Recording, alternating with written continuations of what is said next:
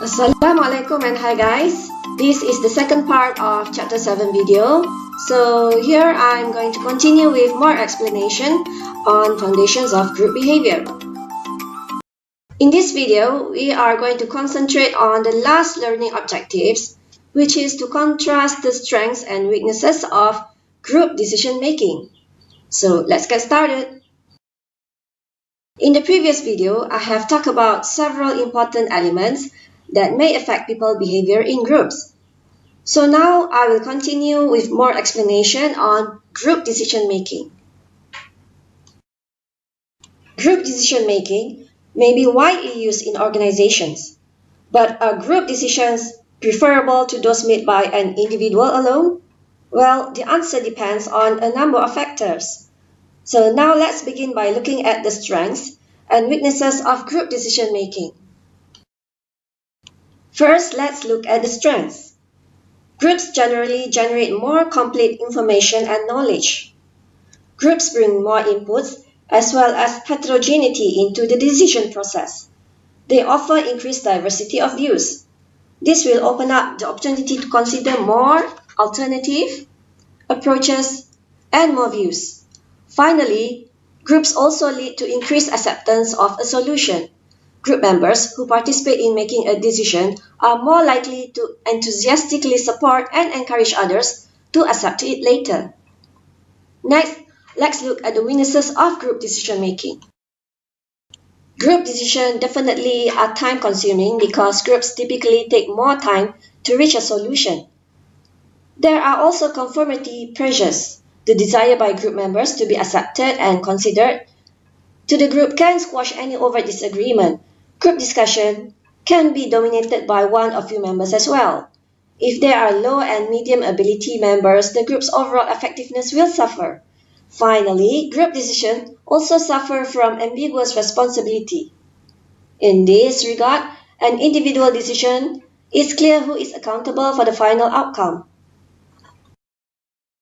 So we have understand about the strengths and weaknesses of group decision making.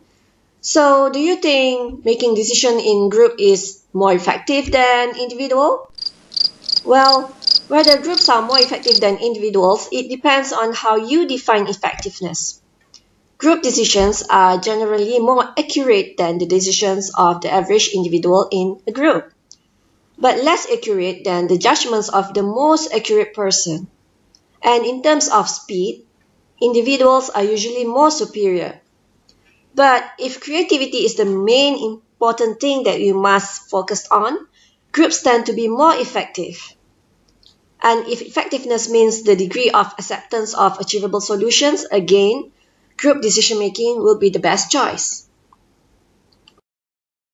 But we cannot consider effectiveness without also assessing the efficiency. So group decision-making, of course, consumes more work hours than having an individual to tackle the same problem. So in deciding whether to use groups, managers must actually assess whether increases in effectiveness is actually more than enough to offset the reductions in efficiency. In group decision making, we have the elements of groupthink and group shift, which can affect the group's ability to assess alternatives objectively and achieve high-quality solutions. Groupthink relates to norms and describes situations in which group pressures for conformity, which can actually prevent the group from critically assessing all ideas from the members, especially views or ideas that can be regarded as unusual or unpopular. Groupthink may happen when one members are afraid to voice out their opinions because it might be different from the views of the other members. On the other hand, group shift is a change between a group's decision and an individual's decision that a member within the group would make. For example, when people are in groups, they make decisions about risk differently from when they are alone. In a group, people are likely to demonstrate a slight preference towards riskier decisions as the shared risk makes the individual are less risky. So this is how the behavior of people can be changed due to this phenomenon which is called group shift.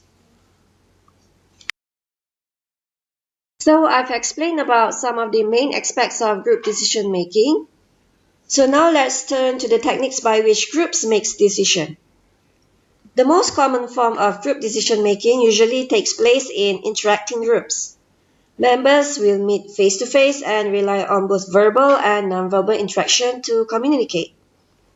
But as our discussion of groupthink demonstrated, interacting groups often pressure individual members towards conformity of opinion.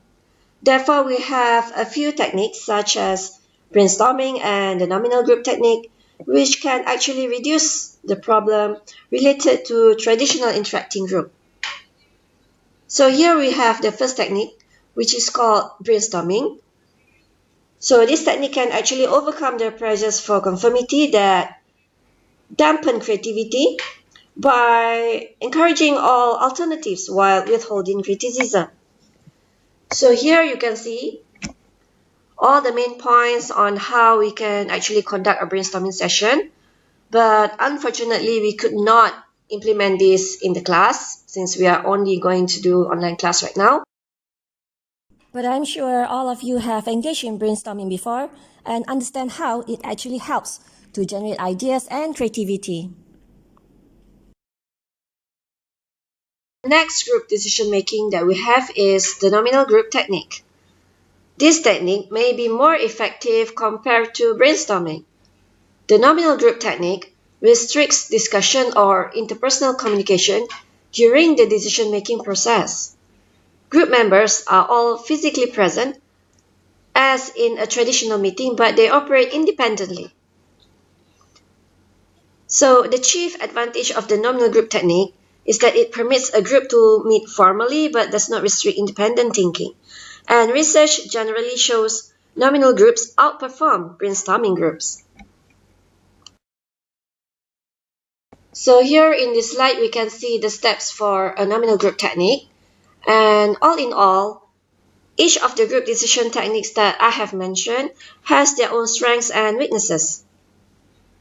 The normal interacting group is good for achieving commitment to a solution, and brainstorming technique actually is good for developing group cohesiveness. And this nominal group technique is an inexpensive means for generating a large number of ideas. So each of these techniques have their own strengths.